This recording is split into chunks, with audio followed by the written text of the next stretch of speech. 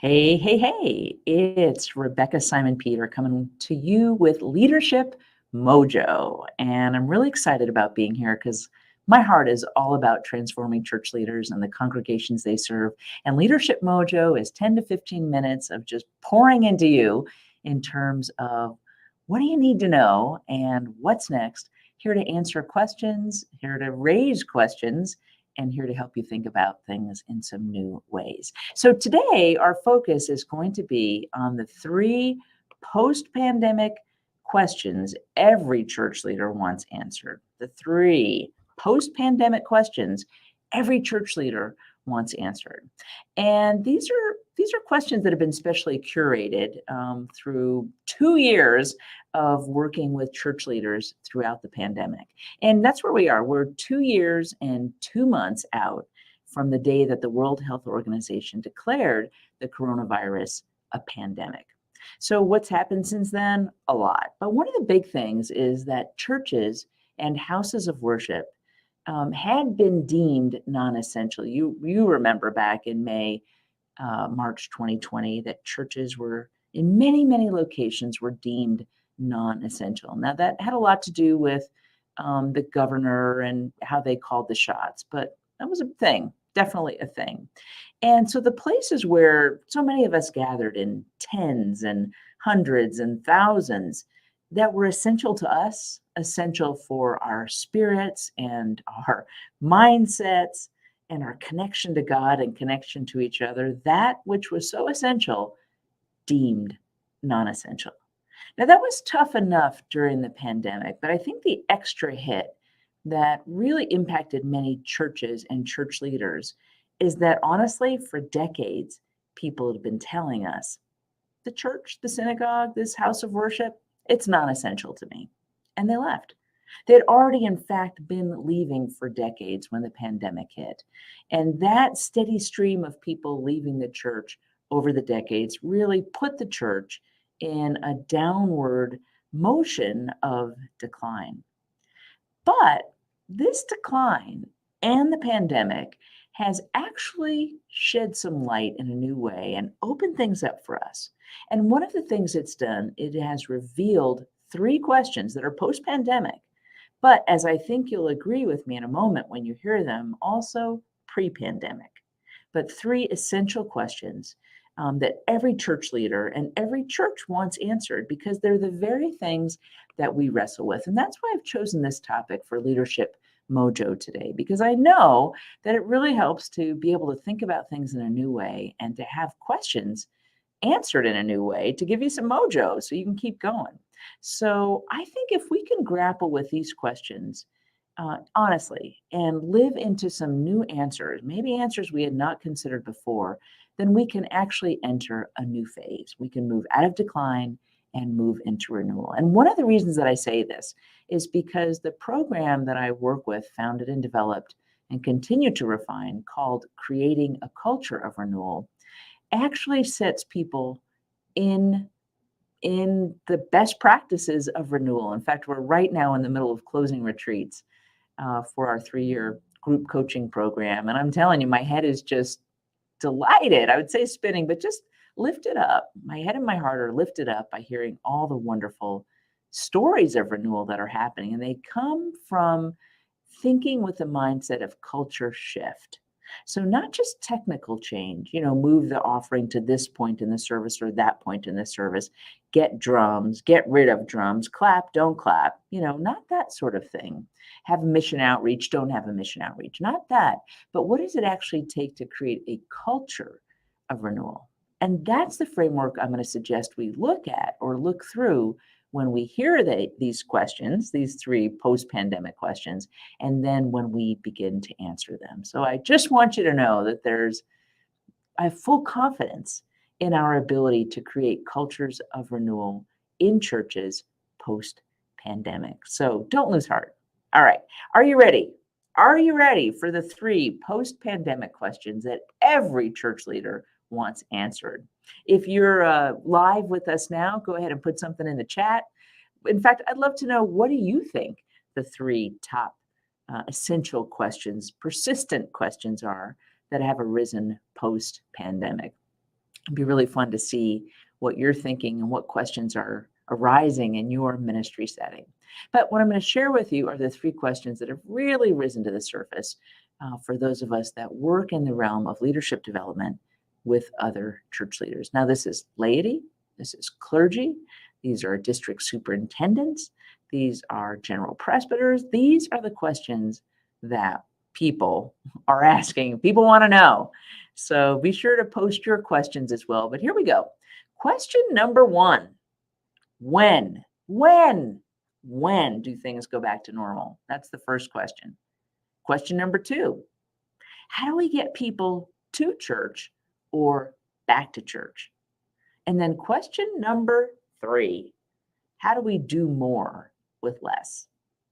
So let's see if you got those. Number one, when do things go back to normal? Number two, how do we get people to church or back to church?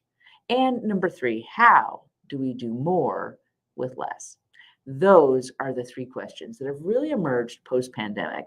And for many folks, they were emerging mid-pandemic. And for a lot of us, these were the questions we were asking before the pandemic ever came around.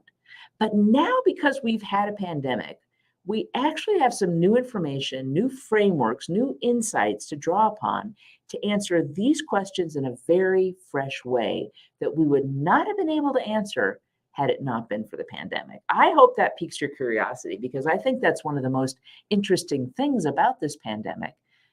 In the book, Forging a New Path, where I've done the research that I'm going to be sharing with you today, it became really clear to me, and you'll see a whole chapter in the book, that pandemics disrupt for good.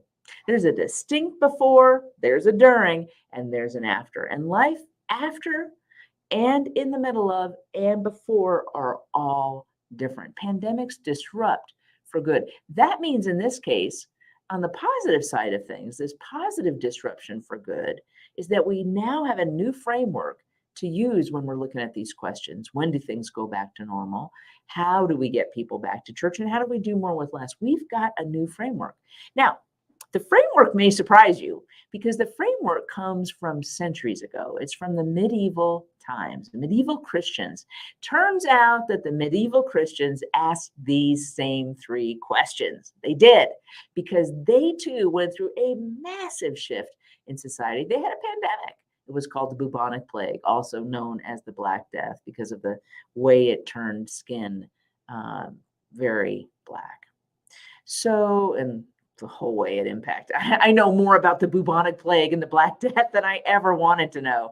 And you can read some about that in Forging a New Path. But they weathered this massive pandemic. It didn't last 3 years. It lasted 3 centuries, 300 years this pandemic lasted. And the bubonic plague just erupted across Europe regularly over those 3 centuries. And it disrupted everything, including and especially the church. So they needed answers to those same 3 questions, just like we do. They asked them and they answered them. Now, they answered them in a different way, but based on my research for the book, Forging a New Path, I want to share with you what I think their answers would have been to these questions, okay? So when do things go back to normal? You ready? When do things go back to normal? Here is the answer I believe they would have given. They don't. They don't. They don't go back to normal because something new actually had to emerge. And for them, that turned out to be the Protestant Reformation. That was the whole new emergence that came out of that pandemic time. And that's because the Catholic Church was just decimated. And for many very interesting reasons, which I will share more about next week with you, because we're going to go in depth next week on when do things go back to normal. But the Protestant Reformation was the new emergence. And I believe that we're going to be seeing an emergence as well. This one's going to have to be a little bit more intentional, though, than the Protestant Reformation. Now, second question, and the answer that I think they gave, second question, how do we get people to or back to church? Here's what I think medieval Christians would have said in response to that question. I think they would have said, instead of getting people back to church, they had to go forward. They had to go forward. They had to invite people into brand new expressions of faith. And boy, howdy, did they have to do that ever. Because the church simply couldn't stand for many, many reasons. And so lay movements were born, and people took matters into their own hand. They developed private chapels. I hate to give away too much of what I want to tell you in a couple weeks, but this is interesting stuff. And again, you'll find more of this in Forging a New Path, moving the church forward in a post-pandemic world. It's hard for me not to talk about this really interesting stuff that I discovered as I was writing the book. But I do think that medieval Christians would have said, don't think about getting people back to church. You're going to have to develop new movements that call people into something forward, brand new expressions. And then the third question, how do we do more with less? Well, here's what I think the medieval Christians would have said. Trying to fill the gaps of leadership and of trust left by the plague wasn't very successful. And I'm telling you, it wasn't. So they had to reorganize the very way they did church. They just couldn't sort of plug in the gaps and plug in the holes in the levee. They tried. Oh boy, they tried. They brought an 18-year-old priest. They brought in illiterate people. They brought in people who had no experience in the midst of the pandemic. They were trying to do more with less. It didn't really work. Instead, new forms had to emerge. The very way they did church had to be reorganized. Well, I think those are really insightful responses.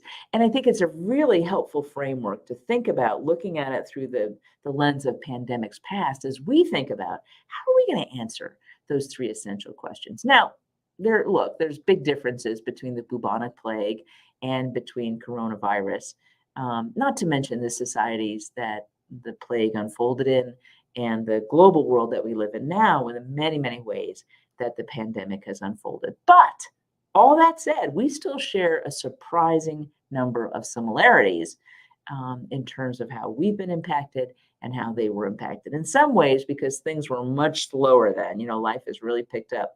I think looking back at those 3 centuries, we can sort of see the unfolding happening in slow motion, whereas now, we're really having to pick up the pace because that's just the life that we live in. And Kabamba, thank you so much for being here and for participating in this. So, yeah, the good news is, here's what I really want to share with you. The good news is medieval Christians figured it out, man. They figured out the bubonic plague and how to get around that and how faith could continue on and how it could take on brand new expressions and more vibrant expressions.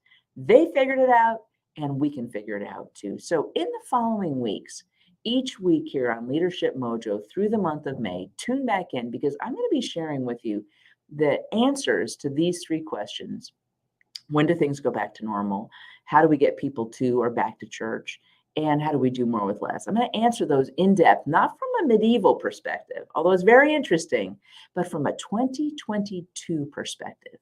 And again, not from technical fixes, but bringing you the lens of creating a culture of renewal. Okay. You're going to love it. Absolutely going to love it. I'm just going to bring, a decade of experience to you and lots of information from writing the book. So, but in the meantime, I really want to leave you with a teaser, a hook.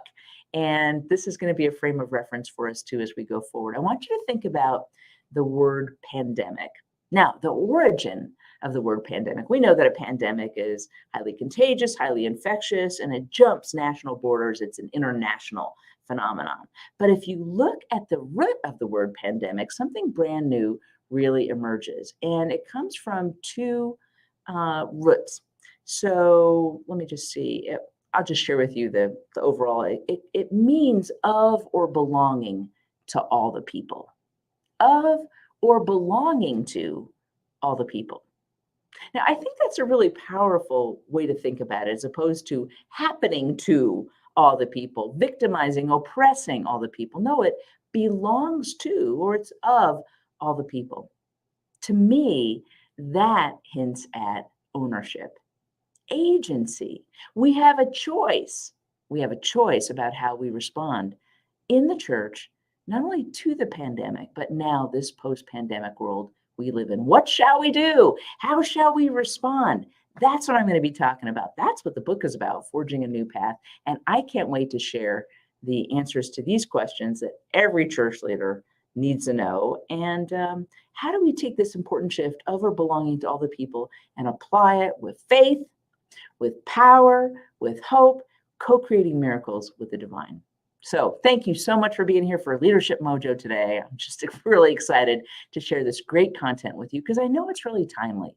These are the questions we're asking. And I offer 2 resources for the upcoming book and Forging a New Path, Moving the Church Forward in a Post-Pandemic World.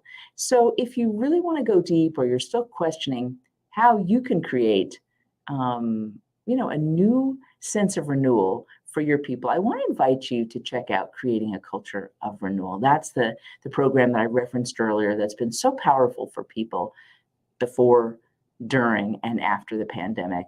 It's a 3-year group coaching program. You're going to learn congregational intelligence. You're going to learn leadership smarts, and you're going to become a culture shifter. Go to the website, RebeccaSimonPeter.com. You can learn about it.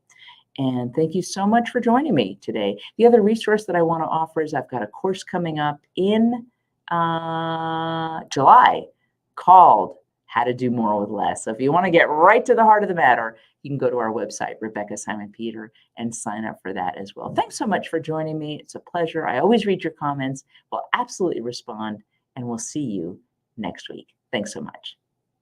Bye for now.